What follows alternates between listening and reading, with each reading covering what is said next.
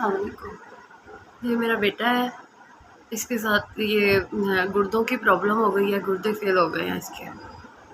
तो मेरे मियाँ पहले काम करते थे उर्दू बाज़ार में सेल्समैन का, तो अब वो फालिज के मरीज़ हो गए फरवरी में।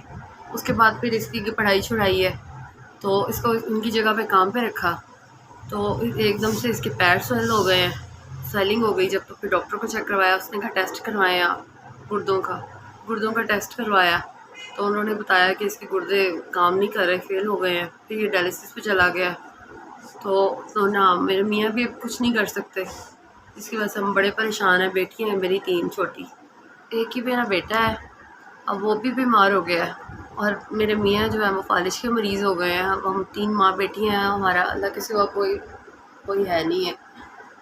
मियाँ मेरे खुद मरीज़ हैं, हम कहाँ से लाएंगे इतने पैसे। आपकी बहुत मेहरबानी, हमारी हेल्प करें। मैं ही कमाने वाला था, मैं ही बीमार हो गया हूँ। हमारे घर के हालात बहुत ख़राब हैं, प्लीज़ हमारी हेल्प करें।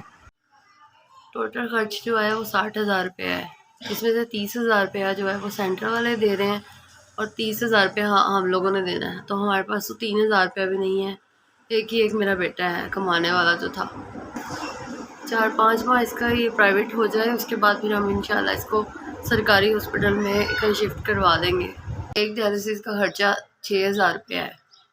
पहले हम यहाँ से करवाते थे शादरा से, तो वहाँ पे उन्होंने इसका ख़राब कर दिया मसला, तो फिर हमने वहाँ से नहीं करवाया दोबारा। फिर हम एक प्राइवेट वहाँ पे सेंटर है, वहाँ से करवा रहे हैं। आधा खर्चा जो है वो सेंटर वाले उठा रहे हैं, और हम लोग में इतनी सख्त भी नहीं है कि हम लोग आधा खर्चा भी उठा सकें।